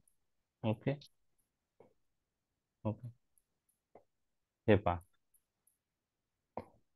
आता पहिले कोणते ऍक्शन पाहूया आपण. रिपीट करतोय मी तुमचं बेसिक क्लिअर होण्यासाठी. आय वर सर्क्युलर मसलवर M3 रिसेप्टर असतात. ओके, सिलेरी मसलवर M3 रिसेप्टर असतात. आणि कोलिनर्जिक ऍक्शन म्हणजे ऍसिटिल कोलिनची ऍक्शन काय आहे? सर्क्युलर मसल कॉन्ट्रॅक्शन झाल्यामुळे मिओसिस होतं. बरोबर, ठीक आहे. अँटी कोलिनर्जिक ड्रगची ऍक्शन काय येईल मग? Relaxation of circular muscle. ऍसिटिल कोलिनची ऍक्शन ब्लॉक झाली तर रिलॅक्सेशन Mydriasis. सर्क्युलर मसल, मग त्याला आपण म्हणतो मिड्रेसिस. आणि अँटी कोलिनर्जिक ड्रग कोणत्या टाईपचा मिड्रेसिस करतात? तर तुम्हाला लक्षात ठेवायचं आहे पॅसिव्ह मिड्रेसिस. काय आहे? पॅसिव्ह मिड्रेसिस. आता ऍक्टिव्ह मिड्रेसिस कोण करतं हे मी नंतर सांगेल तुम्हाला. बरोबर आहे, फक्त अँटी कोलिनर्जिक ड्रग हे मिड्रेसिस करतात, इतकं तर लक्षात आलं तुमच्या? ओके. त्यानंतर सिलेरी मसलवर पण M3 रिसेप्टर असतात आणि ऍसिटिल कोलिन ह्या M3 रिसेप्टर जे आहेत सिलेरी मसलवरचे त्यावर ऍक्ट होऊन काय करतो? स्पाझम ऑफ अकोमोडेशन. विजन कुठं फिक्स होते त्याच्यात? मग स्पाझम ऑफ अकोमोडेशन मध्ये नियर ऑब्जेक्ट. नियर ऑब्जेक्टला. बरं, ठीक आहे, लक्षात नियर आलं. ऑब्जेक्ट. मग अँटी कोलिनर्जिक ड्रग दिले तर काय होईल? सिलेरी मसल रिलॅक्स होतील आणि त्याच्यामुळे काय होईल? विजन फार ऑब्जेक्टला फिक्स होईल. त्याला काय म्हणतो आपण? पॅरालायसिस ऑफ अकोमोडेशन किंवा सायक्लोपेजिया. तर एमसीक्यू असेच येतात. Cyclopedia. असेच एमसीक्यू येतात. Cycloplegia is produced by which of the following drug? Paralysis of accommodation is produced by which drug? तर anticholinergic drug produce paralysis of accommodation और सायक्लोप्लेजिया. आता हे वर्ड तुमच्यासाठी नवीन आहेत, कारण day to day clinical practice मध्ये हे वर्ड वापरले जात नाही. ऑप्थॅल्मॉलॉजी पॉइंट ऑफ व्ह्यू हे वर्ड कॉमन आहे, तर तुम्हाला ते वर्ड आता लक्षात ठेवायचे आहे. नेक्स्ट आपण पाहिलं होतं की कोलिनर्जिक ड्रग किंवा ऍसिटिल कोलिन हे ऍक्वियस ह्युमरचं ड्रेनेज वाढवतं आणि इंट्राऑक्युलर प्रेशर कमी करतो. म्हणून आपण कोलिनर्जिक ड्रग ग्लाउकोमात यूज करतो. पायलोकार्पिन यूज करतो, फायझोस्टिकमिन यूज करतो. थर्ड चॉईस ड्रग आहे, फर्स्ट चॉईस नाही पण थर्ड चॉईस आहे. हे झालं ऍसिटिल कोलिनची ऍक्शन. कशी करता, काय करता हे मी तुम्हाला नेक्स्ट स्लाइड मध्ये सांगेलच. तर अँटीकोलिनर्जिक ड्रग काय करतील? याच्या विरुद्ध करतील. अँटीकोलिनर्जिक ड्रग ऍक्वियस ह्युमरचं ड्रेनेज इनहिबिट करतील, डिक्रीज करतील. त्यामुळे इंट्राऑक्युलर प्रेशर वाढेल, त्यामुळे ग्लाउकोमा प्रेसिपिटेट होऊ शकतो. ग्लाउकोमा प्रेसिपिटेट होऊ शकतो. म्हणून ऍट्रोपिन किंवा anticholinergic drugs are contraindicated in glaucoma. हे तुम्हाला लक्षात ठेवायचं आहे एमसीक्यू साठी. असा एमसीक्यू आला, which of the following drug is contraindicated in glaucoma, तिथं तुम्हाला जे आन्सर शोधायचं आहे ते anticholinergic drug, atropine like drug. Anticholinergic. Okay, तर ते लक्षात, म्हणजे एमसीक्यू त्याच्यातून क्लिअर होईल. आता आपण पाहिलंय की लाईट रिफ्लेक्स कसा होतो. डोळ्यात लाईट टाकल्यानंतर प्युपिल साईज कमी होते. मग एखाद्या पेशंटला आपण जर ॲट्रोपिन दिलेला आहे किंवा अँटीकोलिनर्जिक ड्रग दिलेला आहे, तर ते अँटीकोलिनर्जिक ड्रग दिल्यानंतर आपण जर लाईट रिफ्लेक्स चेक केला तर अँटीकोलिनर्जिक ड्रग दिलेल्या पेशंटमध्ये लाईट रिफ्लेक्स प्रेझेंट नसतो. त्याला आपण लॉस ऑफ लाईट रिफ्लेक्स म्हणतो. तर anticholinergic drug light reflex loss करतात, हे पण तुम्हाला लक्षात ठेवायचं आहे. त्याचप्रमाणे लॅक्रिमल ग्लँडवर ऍक्शन पाहिलीत. ऍसिटिल कोलिन लॅक्रिमल सिक्रेशन करतं. अँटीकोलिनर्जिक ड्रग लॅक्रिमल ग्लँड मधलं सिक्रेशन कमी करतील, त्यामुळे ड्रायनेस ऑफ आईज होऊ शकतो. ओके, तर पहा, कोलिनर्जिक ऍक्शन माहित असेल तर अँटीकोलिनर्जिक ऍक्शन बुक्स मध्ये असे ग्रुप नाही केलेला, म्हणजे असं चार्ट नाहीये. हे तुम्हाला लक्षात ठेवण्यासाठी मी चार्ट आज डिस्कस करतोय. उद्याच्या लेक्चर मध्ये तुम्हाला cholinergic anticholinergic action tip of tongue पाहिजे. ठीक आहे, लक्षात आलंय आय मधले action? Yes, sir. Yes, sir. थोडं आता अवघड वाटू शकतं सुरुवातीला, पण हळूहळू तुमचं ते रिव्हिजननी कमी इझी जाईल तुम्हाला. सर ते सगळं सारखं सारखंच वाटतंय थोडं. नाही, सारखं का वाटतंय? कारण तुमचं कोलिनर्जिक ऍक्शन कन्फ्युजन. नाही नाही, तुमचं कोलिनर्जिक ऍक्शन, तुम्ही ऑर्गन काय आहे, त्याच्यावर रिसेप्टर काय आहे, कोलिनर्जिक ऍक्शन काय आहे, ते तुम्हाला समजून घ्यायचं आहे. आणि तेव्हा तुम्हाला अँटीकोलिनर्जिक ऍक्शन समजणार आहे. अजून 15-20 दिवसांनी, 1 महिन्यानी तुम्हाला ह्या सगळ्या ऍक्शन एकत्रच वाटणार आहे. तुमचे कन्सेप्ट जर क्लिअर असेल तर तुम्हाला पाठ करायची गरज नाही. त्यामुळे कन्सेप्ट क्लिअर करा. बाकी टॉपिक्स जे असतील, CVS सिस्टीम, CNS, GIT, त्या सिस्टीम मध्ये तुम्हाला ऑलरेडी खूप सारे ड्रग्स माहिती आहे. याच्यात जे आहे ANS मध्ये, ANS हे थोडं डिफिकल्ट त्यासाठीच आहे की सगळं व्होलाटाईल आणि कन्फ्युजिंग आहे. एकाची ऍक्शन दुसऱ्याशी, ड्रग्सची कन्फ्युजन होते. त्यामुळे आता ज्या गोष्टी मी सांगतोय, बेसिक गोष्टी, आता atropine is contraindicated in glaucoma, हे तुम्हाला मी सांगितलं, तर तुम्ही डायरेक्ट बुक्स वाचले तुम्हाला ते क्लिक नाही होणार. त्यामुळे जे ज्या गोष्टी आपण डिस्कस करतोय ते तुम्ही व्हिडिओ बघत जा. फक्त एकदा ऐकलं म्हणजे होईल असं नाही. त्याला 2-3 वेळा जेव्हा वाचतान आणि ऐकतान तेव्हा तुम्हाला ते क्लिअर होईल.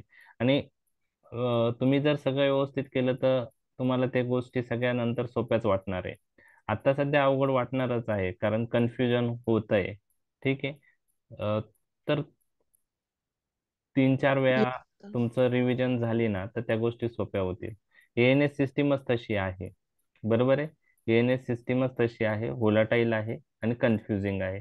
फक्त कसं आहे, याच्यात मॅथमॅटिक्स सारखं रिसेप्टर, लोकेशन, कोणता रिसेप्टर आहे, तू एक ड्रग ऍक्ट, अगोनिस्ट ऍक्ट झाला तर काय होतं, मग अँटॅगोनिस्ट ऍक्ट झाला तर काय होईल, हे क्लिअर करायचं. जर कोलिनर्जिक ऍक्शन समजल्या तर अँटी कोलिनर्जिक तुम्हाला समजणार आहे. तर कोलिनर्जिक ऍक्शन आठवत नसतील तर अँटी कोलिनर्जिक समजणार नाहीये. त्यामुळे पॅरासिम्पॅथोमायमेटिक टॉपिक तुमचा चांगला झालाच पाहिजे आता अँटीकोलिनर्जिकच्या आधी. बरोबर आहे. तर तो करा तुम्ही, होईल ते, काही प्रॉब्लेम नाही. आणि ओके सर. त्याच्याबरोबर तुम्हाला ते रिसेप्टरचे types, G1, GQ, GS, GI, ते पण तुम्हाला क्लिक हा. करायला. ओके. येस. आता मी तुम्हाला सांगितलं अँटीकोलिनर्जिक ड्रग मिड्रेसिस करता. बरोबर. कोणत्या टाईपचा मिड्रेसिस सांगितला मी? पॅसिव्ह. बरोबर. पॅसिव्ह. बरोबर आहे. ओके. मग ऍक्टिव्ह टाईपचा मिड्रेसिस कोणते ड्रग करतात हे पण मी तुम्हाला सांगतो. कोकेन करतो सर. ओके. ठीक. येस. Narcotic drugs. ओके. आता बघा, यामध्ये जर तुम्ही समजा हा प्युपिल आहे, हे सर्क्युलर मसल ऑफ आयरिस काढतोय मी. हे सर्क्युलर मसल ऑफ आयरिस.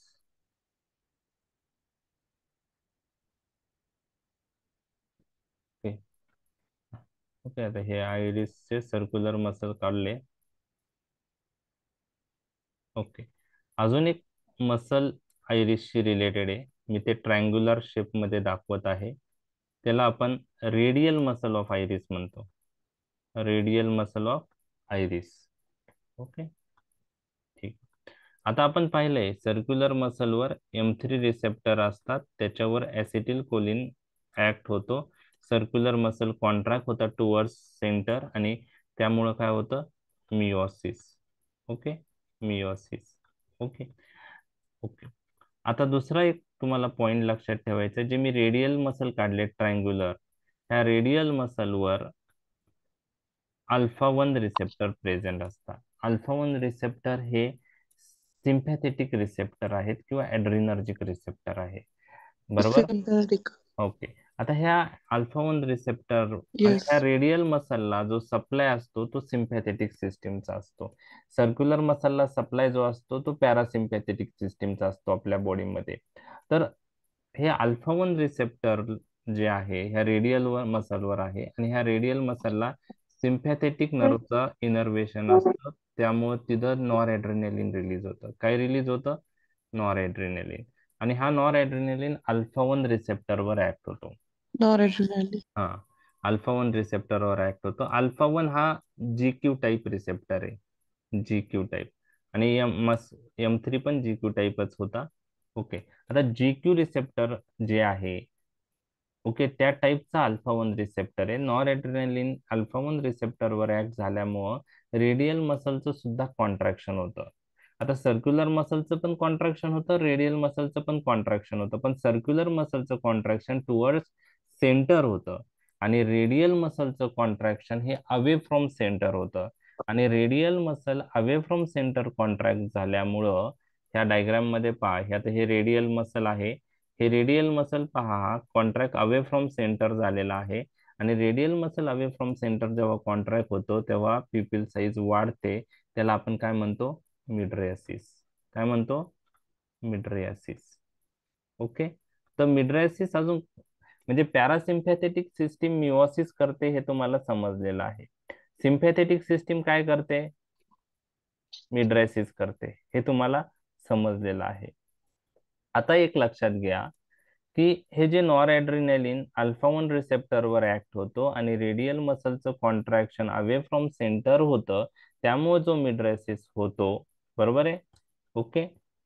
तो मिड्रेसिस हा ऍक्टिव्ह मिड्रेसिस म्हणून कन्सिडर होतो. त्याला ऍक्टिव्ह मिड्रेसिस म्हणतो. आणि अल्फा 1 रिसेप्टरवर जे ड्रग ऍक्ट होता, बाहेरचे ॲड्रिनर्जिक ड्रग जे अल्फा 1 रिसेप्टरवर ऍक्ट होत आहे, ते पण मिड्रेसिस करतील. त्याला आपण ऍक्टिव्ह मिड्रेसिस असं म्हणतो. काय म्हणतो? ऍक्टिव्ह मिड्रेसिस.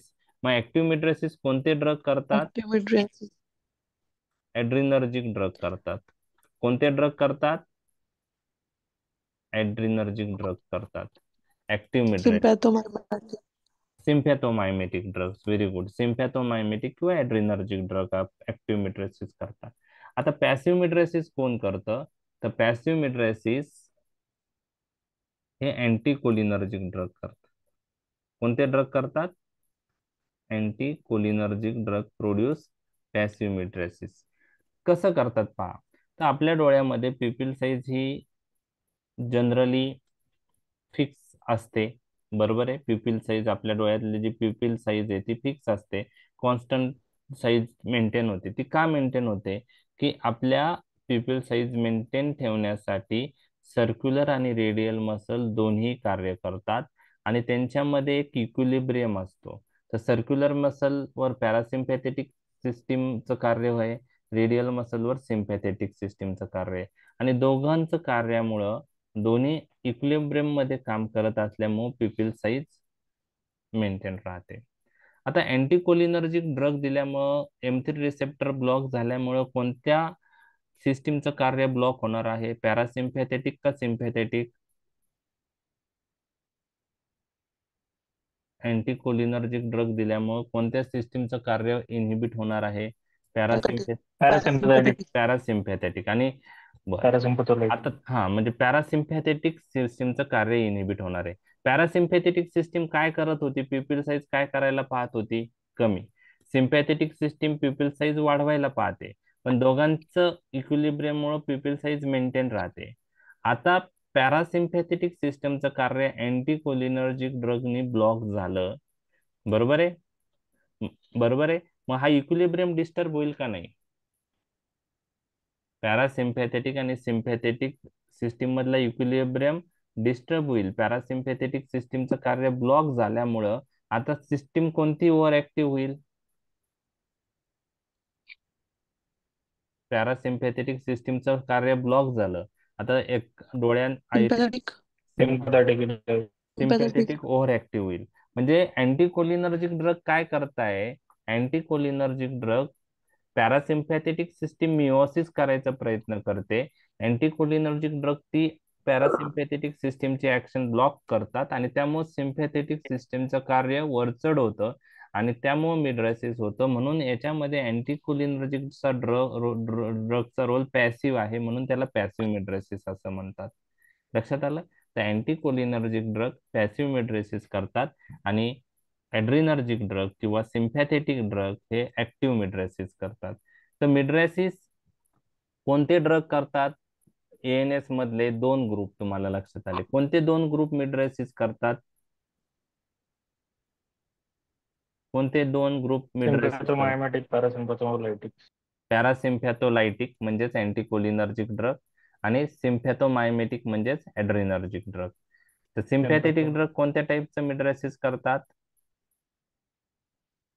ऍक्टिव्ह का पॅसिव्ह? ऍक्टिव्ह. ऍक्टिव्ह. आणि अँटीकोलिनर्जिक किंवा पॅरासिम्पॅथोलाइटिक ड्रग कोणत्या टाईपचं मिड्रेसिस करतात? Passive. Active. Anticholinergic passive. Passive. Passive type करतात. तर हे तुम्हाला आता क्लिअर झालेलं आहे. तर आता एएनएस मध्ये ऍड्रेनर्जिक सिस्टीम जरी आली पुढं तर तुम्हाला त्या गोष्टी क्लिअर होणार आहे एकदम मिओसिस मिड्रेसिसच्या. Okay okay. आता एक लक्षात घ्या, आय रिलेटेड अजून एक गोष्ट मी तुमच्याशी डिस्कस करत आहे. हे सिलेरी मसल आहे. ओके, त्यावर M3 रिसेप्टर आहे. मला एक सांगा आता तुम्ही, जे अकोमोडेशन आहे, स्पाझम ऑफ अकोमोडेशन आणि पॅरालायसिस ऑफ अकोमोडेशन, याच्याशी रिलेटेड कोणते दोन ग्रुप तुम्हाला आता लक्षात आलेत? स्पाझम ऑफ अकोमोडेशन कोणते ग्रुप करतो आणि पॅरालायसिस ऑफ अकोमोडेशन कोणता ग्रुप करतो? स्पाझम ऑफ अकोमोडेशन कोणता ग्रुप करतो? स्पाझम ऑफ अकोमोडेशन अँटीकोलिनर्जिक पहा बर का, अकोमोडेशन मी स्पाझम ऑफ अकोमोडेशन म्हणतो. अँटीकोलिनर्जिक ड्रग करतो. दोन गोष्टी आहे. स्पाझम ऑफ अकोमोडेशन मध्ये vision near object fix Anticholinergic. होते आणि पॅरालायसिस ऑफ अकोमोडेशन म्हणजे सायक्लोप्लेजिया, हे कोणता ग्रुप करतो? हो Cyclopegia. सायक्लो Cyclopegia. अँटीकोलिनर्जिक बर, अँटीकोलिनर्जिक कोणता करेल? स्पाझम ऑफ अकोमोडेशन करेल का पॅरालायसिस ऑफ अकोमोडेशन करेल? सायक्लोप्लेजिया. Cyclopegia. सायक्लोप्लेजिया. हा, एक लक्षात सायक्लोप्लेजिया. घ्या, सायक्लोप्लेजियालाच पॅरालायसिस ऑफ अकोमोडेशन होता. म्हणजे अँटीकोलिनर्जिक ड्रग हे तुम्ही मला सांगितलंय, अँटीकोलिनर्जिक ड्रग पॅरालायसिस ऑफ अकोमोडेशन किंवा सायक्लोप्लेजिया करतात, बरोबर. आणि स्पाझम ऑफ अकोमोडेशन कोण सायक्लोप्लेजिया. करतं? स्पाझम ऑफ अकोमोडेशन कोणता ग्रुप करतो मग? Spasm of accommodation cholinergic. Cholinergic very good, cholinergic drug करतो. Cholinergic drug. कोलिनर्जिक ड्रग करतं, बरोबर आहे, लक्षात आलं. Okay okay. Spasm of accommodation हे कोलिनर्जिक ड्रग करतं, लक्षात आलं. स्पाझम ऑफ अकोमोडेशन हे कोलिनर्जिक ड्रग करतात. तर आपण का कसं करतात ते सगळं डिटेलमध्ये पाहिलेलं आहे, त्यात मी डिटेलमध्ये जात नाही. म्हणजे आता कोलिनर्जिक ड्रग M3 रिसेप्टरवर ऍक्ट झाले, त्यात ऍसिटिल कोलिन नावाचा ड्रग पण आहे. तर सिलेरी मसल कॉन्ट्रॅक्ट होतात टुवर्ड्स लेन्स, सस्पेन्सरी लिगामेंट लूज होतं, लेन्स मोर कॉन्व्हेक्स होतं, विजन नियर ऑब्जेक्टला फिक्स होते, त्याला आपण स्पाझम ऑफ अकोमोडेशन म्हणतो. आणि अँटीकोलिनर्जिक ड्रग दिल्यामुळं सिलेरी मसल रिलॅक्स होता, अवे फ्रॉम लेन्स जाता, सस्पेन्सरी लिगामेंट टाईट होतं, लेन्स लेस कॉन्व्हेक्स होतं, विजन फार ऑब्जेक्टला फिक्स होते, त्याला आपण पॅरालायसिस ऑफ अकोमोडेशन किंवा सायक्लोप्लेजिया असं म्हणतो. बर, तर याच्यामध्ये काय लक्षात ठेवायचंय तुम्हाला? स्पाझम ऑफ अकोमोडेशन कोलिनर्जिक ड्रग करतात, पॅरालायसिस ऑफ अकोमोडेशन किंवा सायक्लोप्लेजिया अँटीकोलिनर्जिक ड्रग करतात. याच्यात ऍड्रेनर्जिक सिस्टीमचा रोल आहे का काही? ऍड्रेनर्जिक सिस्टीमचा रोल आहे का? नाही, कारण नाही. सिलेरी मसलवर कोणते रिसेप्टर आहेत? नाही. मस्क्युरॅनिक रिसेप्टर आहे. म्हणजे मस्क्युरॅनिक रिसेप्टरशी M3. M3 रिसेप्टर, त्याच्याशी रिलेटेड ऍक्शन कोलिनर्जिक ड्रग करतील किंवा अँटीकोलिनर्जिक. कोलिनर्जिक ड्रग स्पाझम ऑफ अकोमोडेशन करतील, अँटीकोलिनर्जिक ड्रग पॅरालायसिस ऑफ अकोमोडेशन किंवा सायक्लोप्लेजिया करतील. बर बर, आता मला सांगा,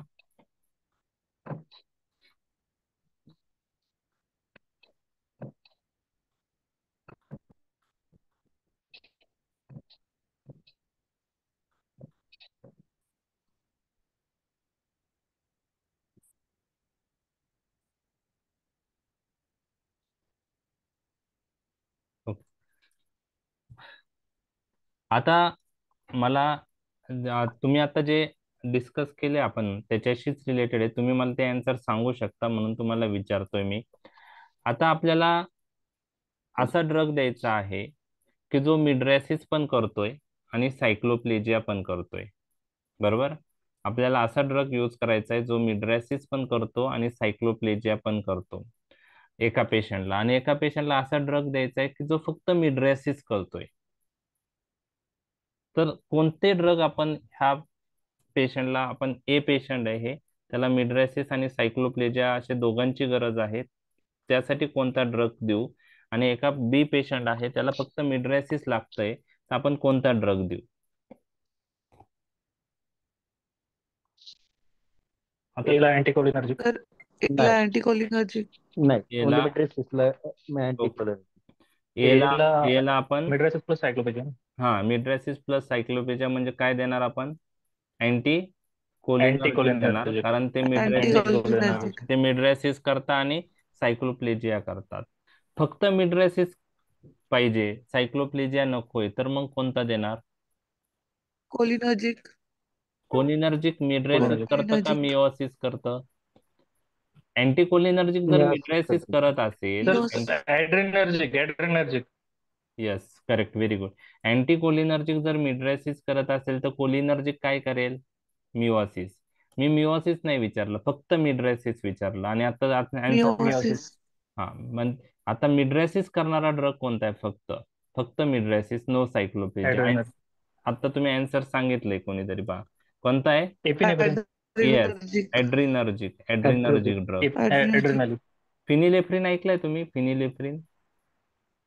फिनाइलेफ्रिन येस नावाचा येस ड्रग ऐकलाय? सर हा, तर फिनिलेफ्रिन हा ऍड्रिनर्जिक ड्रग आहे. Yes phenylephrine sir. हा ऍड्रिनर्जिक ड्रग आहे. ओके. आणि अँटीकोलिनर्जिक मध्ये तुम्ही ऍट्रोपिन ऐकलं असेल. ओके, सायक्लोपेंटोलेट ऐकलं असेल. ऑक्सिमेटाझोलिन पण. ओके. ऑक्सिमेटाझोलिन नाही आहेत त्याच्यामध्ये, अँटीकोलिनर्जिक मध्ये, तो ऍड्रिनर्जिक मध्ये येतो. तर जाऊ द्या, आता इतकं तर तुम्हाला ऍड्रेनर्जिक येईल ना. हा ऍड्रेनर्जिक येईल. इतकं तर लक्षात आलं तुम्हाला. अँटीकोलिनर्जिक ड्रग मिड्रेसिस आणि सायक्लोपेजिया करतात, आणि ऍड्रिनर्जिक ड्रग फक्त मिड्रेसिस करतात. बरोबर? इतकं तर लक्षात आलं तुमच्या?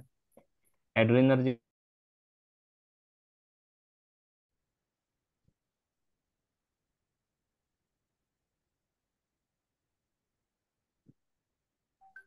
हॅलो, आवाज येतोय?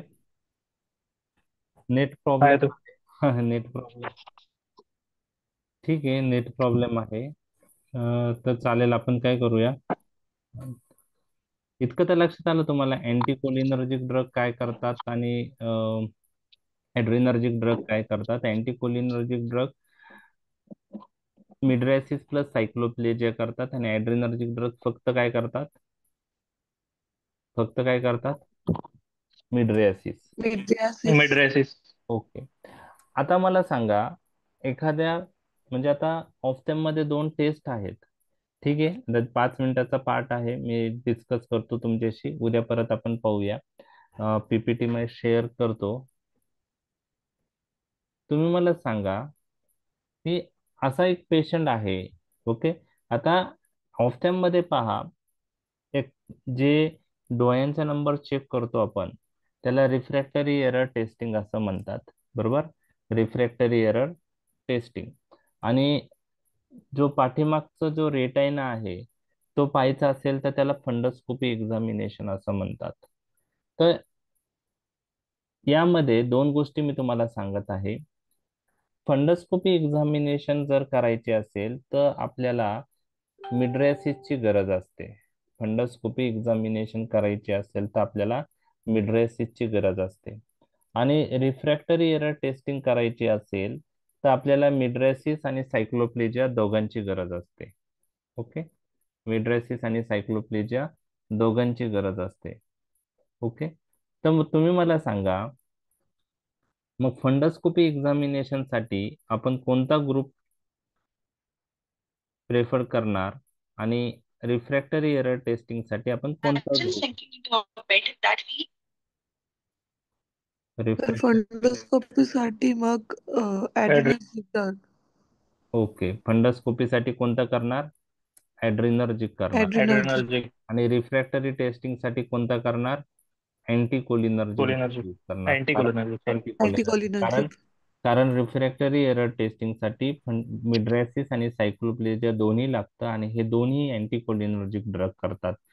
फंडोस्कोपी एक्झामिनेशन साठी फक्त मिड्रेसिसची गरज आहे, आणि फक्त मिड्रेसिस हे ऍड्रिनर्जिक ड्रग करतात विदाऊट सायक्लोप्लेजिया. तर फंडोस्कोपी एक्झामिनेशन साठी आपण ऍड्रिनर्जिक ड्रग यूज करू शकतो, लाईक फिनिलेफ्रिन. आणि रिफ्रॅक्टरी एरर टेस्टिंग साठी अँटीकोलिनर्जिक ड्रग, त्यामध्ये ऍट्रोपिन, सायक्लोपेंटोलेट, ट्रोपिकामाइड हे नावं आहे. तर आता इथपर्यंतचा पार्ट जो आहे एमसीक्यू जर आला तुम्हाला की रिफ्रॅक्टरी एरर टेस्टिंग साठी which of the following drug is use, तर तुम्हाला अँटीकोलिनर्जिक ड्रग शोधायचा आहे. फंडोस्कोपी एक्झामिनेशन साठी कोणता ड्रग यूज करतात, तुम्हाला ॲड्रेनर्जिक ड्रग शोधायचा. इतकं तर क्लिअर झालं. ओके, क्लिअर झालं हे. यस ओके, तर परत यस परत येणारच आहे हे. ओके. ओके, ग्लँड्सवर काय ऍक्शन आहे, last part, last slide. Acetyl कोलिनची ऍक्शन काय आहे ग्लँडवर? 5. सिक्रेशन इन्क्रीज करतात. सिक्रेशन इन्क्रीज्ड सिक्रेशन इन्क्रीज करतं. मग कोणते सिक्रेशन? सलायवरी इन्क्रीज सिक्रेशन, करतात. Sweat gland, lacrimation, salivation, tracheobronchial bronchial secretion, secretions. Acid secretion वाढतं. बरोबर आहे. ओके, मग अँटीकोलिनर्जिक ड्रग दिल्यामुळं काय होतील? हे सिक्रेशन काय होईल? कमी होतील. कमी होते. कमी होतील. सिक्रेशन. मग सलायवरी सिक्रेशन कमी झाले तर ड्रायनेस ऑफ माउथ होईल, difficulty in dryness of talking mouth. होईल, डिफिकल्टी इन स्वॅलोविंग होईल. बरोबर आहे. लॅक्रिमल सिक्रेशन कमी झाले तर ड्रायनेस ऑफ माउथ होईल. त्यानंतर ट्रकिओब्रॉन्कियल सिक्रेशन कमी झाले तर म्युकस प्लग फॉर्मेशन ची रिस्क असते. ओके, लक्षात आलं? लक्षात आलं. आणि स्वेट स्वेट जे आहे, स्वेट सिक्रेशन, स्वेटिंग कमी झालं तर हीट लॉस नाही होत. हीट लॉस नाही होत. तुम्ही ॲट्रोपिन फिवर ऐकलंय का? Atropine fever. हो हो तर ॲट्रोपिन फिवर म्हणजे काय की ॲट्रोपिन मध्ये काय होतं की टेम्परेचर, ॲट्रोपिन दिल्याने कधी कधी टेम्परेचर वाढतं. एक रिझन असं आहे की ॲट्रोपिन मुळे हीट लॉस नाही होत, स्वेटिंग इनहिबिट करतं ते. बरोबर आहे. तर ते एक रिझन आहे, आपण नंतर डिटेलमध्ये पाहणारच आहोत. तर हे सिक्रेशन कमी होतात तर खूप सारे ऍडव्हर्स इफेक्ट त्याच्याशी रिलेटेड आहे. पहा, सलायवरी सिक्रेशन कमी झाले तर dryness of mouth, difficulty in swallowing, difficulty in talking. बरोबर आहे. स्वेटिंग कमी झालं तर ड्रायनेस ऑफ द स्किन होईल. लॅक्रिमल सिक्रेशन कमी झाले तर ड्रायनेस ऑफ आईज होईल. बरोबर आहे. ट्रकिओब्रॉन्कियल सिक्रेशन कमी झाले तर म्युकस प्लग फॉर्मेशन होऊ शकतं. हे सर्व ड्रॉबॅक लक्षात ठेवायचे. फक्त ऍडव्हान्टेज काय की ऍसिड सिक्रेशन कमी झाल्यामुळं पेप्टिक अल्सरच्या कंडिशनमध्ये आपण अँटीकोलिनर्जिक ड्रग यूज करू शकतो, परंतु कॉमनली यूज करत नाही, कारण आपल्याकडे प्रोटॉन पंप इनिबिटर्स जे आहेत ते कॉमनली यूज होतात. त्यानंतर H2 अँटागोनिस्ट, रॅनिटिडिन, फॅमोटिडिन ते यूज होतात. तर अँटीकोलिनर्जिक आपण रेअरली यूज करतो पेप्टिक अल्सरमध्ये. लक्षात आलं तुम्हाला? Yes sir. ओके. आता इंटेस्टाइनल सिक्रेशन, पॅन्क्रियाटिक सिक्रेशन वर कोलिनर्जिक सिस्टीमचा सिग्निफिकंट ऍक्शन नाहीये, त्यामुळे अँटीकोलिनर्जिक ड्रगचा पण सिग्निफिकंट इफेक्ट नाहीये. बाईल सिक्रेशन टोटली कोलिनर्जिक सिस्टीमवर नाहीये, म्हणजे बाईल secretion is not under the control of cholinergic system. हा एमसीक्यू पण तुम्हाला लक्षात ठेवायचा आहे की कोणते सिक्रेशन कोलिनर्जिक सिस्टीम कंट्रोल करते, कोणते नाही करत. तर बाईल सिक्रेशन कोलिनर्जिक सिस्टीम कंट्रोल करत नाही. मग कोलिनर्जिक सिस्टीमचा रोल बाईल सिक्रेशनवर नाहीये, त्यामुळे अँटीकोलिनर्जिक ड्रगचा पण काही रोल राहणार नाही बाईल सिक्रेशन मध्ये. लक्षात राहिलं? बाईल सिक्रेशन पण काही ते अफेक्ट करत नाही. तर आपण कोलिनर्जिक ऍक्शन वरून अँटीकोलिनर्जिक ऍक्शन समजून घेण्याचा प्रयत्न केला आजच्या लेक्चरमध्ये. आजचं लेक्चर तसं पाहिलं गेलं तर जस्ट तुम्हाला कोलिनर्जिक सिस्टीम वरून अँटीकोलिनर्जिक ऍक्शन क्लिक होण्यासाठी घेतलेलं आहे. एक्झाम मध्ये हे सर्व तुम्हाला कंपॅरिझन नाही येणार आहे. ठीक आहे. कोलिनर्जिक सिस्टीम तुम्हाला एका कॉलम मध्ये मी दिली, अँटीकोलिनर्जिक सिस्टीम एका कॉलम मध्ये दिलीत, आणि ऑर्गन एका, कोणत्या ऑर्गनवर ऍक्शन आहे तर हे तुम्हाला कंपॅरिझन करायचं. तर ह्या 3-4 स्लाइड जे आहेत फार्मॅकोलॉजिकल ऍक्शन अँटीकोलिनर्जिक ड्रगच्या आपण जेव्हा डिस्कस करू त्यावेळेस तुम्हाला माहित पाहिजे. ओके, तर चालेल. उद्या आपण ऍक्च्युअल क्लासिफिकेशन डिस्कस करूया. ह्या टॉपिक मध्ये अँटीकोलिनर्जिक ड्रगचं क्लासिफिकेशन हा एक डिफिकल्ट पार्ट आहे. तुम्हाला काही ड्रग माहीत असतील, परंतु तो क्लासिफिकेशन मध्ये कसं लिहायचं ते डिफिकल्ट आहे. तर तुम्ही पॅरासिम्पॅथोमायमेटिक ड्रगचं क्लासिफिकेशन आता चांगल्या प्रकारे करा. एक नोटबुक क्लासिफिकेशनला करा. जसं जसं सिस्टीम संपल तसं तसं क्लासिफिकेशन त्यात ऍड करा. किंवा के.डी. त्रिपाठीचं क्लासिफिकेशनचं बुक भेटतं, ते पण तुम्ही ऑनलाईन परचेस करू शकता, मागवू शकता. जर तुम्हाला क्लासिफिकेशन लिहायला वेळ नसेल तर, पण लिहिल्यानंतर तुम्हाला काय होईल की हाताखालून जाईल. तर क्लासिफिकेशन आपण उद्या पाहूया आणि मग इंडिव्हिज्युअल ड्रग कडे वळूया, फार्मेकोलॉजिकल ऍक्शन ॲट्रोपिनच्या पाहूया. ओके, ठीक आहे. लक्षात आलाय आजचा पाठ?